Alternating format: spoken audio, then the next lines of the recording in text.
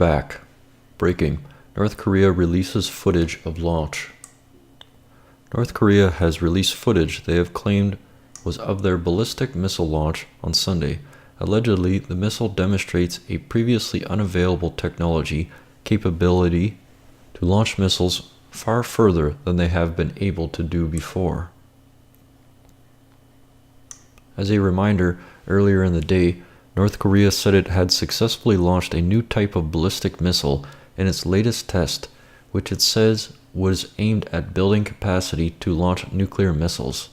The North fired a ballistic missile that landed in the sea near Russia on Sunday in a launch that came just days after South Korea's new president, Moon Jae-in, who has called for a closer engagement with Pyongyang, was inaugurated in Seoul.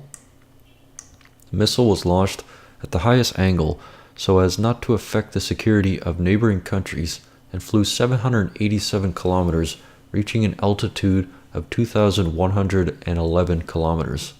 The KCNA said, experts said the altitude reached by the missile tested meant it was launched at a high trajectory, which would limit the lateral distance it traveled, but if it was fired at a standard trajectory, it would have a range of at least 4,000 kilometers, according to experts. It represents a level of performance never before seen from North Korean missile, aerospace engineering specialist John Schilling wrote on the 38 North website. The test fire aimed at verifying the tactical and technological specifications of the newly developed ballistic rocket capable of carrying a large-size heavy nuclear warhead, KCNA said.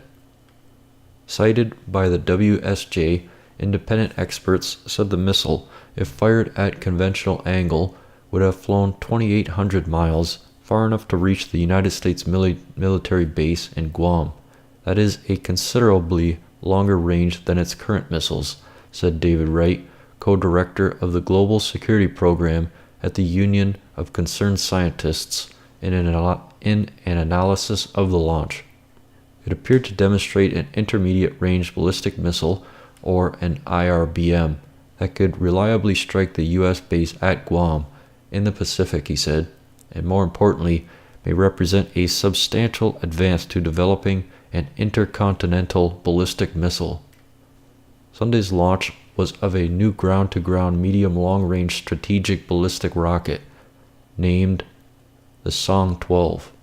The official Korea Central News Agency, the KCNA, said, Leader Kim Jong-un personally oversaw the test, it said, and hugged officials in the field of rocket research, saying that they worked hard to achieve a great thing. Yeah, a great thing. A great thing that'll get them all killed. There's no footage here, but I have some. Let's take a look. This morning here in the region that another projectile of some sort has been launched. So while we await to see the details of what exactly may have been tested in North Korea, what is very interesting, of course, is the timing here. This comes just a few days after South Korea has elected a new president. Pathetic. Look at the excuse IRS agents are using to avoid testifying. IRS agents have stated that they should not have to testify publicly because their lives would be in danger if they did so. From Fox News, IRS officials facing a Tea Party lawsuit over alleged targeting say their lives would be in danger if they testified publicly. Well, maybe they should have thought of that before they targeted conservatives. The federal lawsuit in Cincinnati is one of several filed against the IRS over its handling over applications for tax-exempt status from conservative groups. Louis Lerner and Holly Paz have indicated in court filings they received death threats and have been harassed after the allegations of anti-conservative bias surfaced in 2013.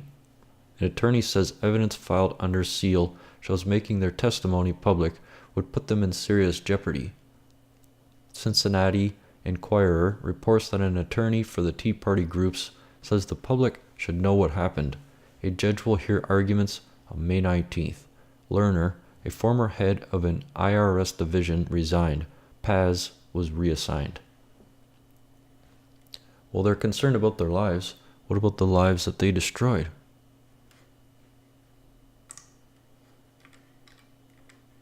A 14-year-old Texas student becomes the youngest to ever graduate from this major university. 14 years old, that is impressive. 14-year-old physics major becomes the youngest person to ever graduate from Texas Christian University. Nothing short of impressive. Let's take a look.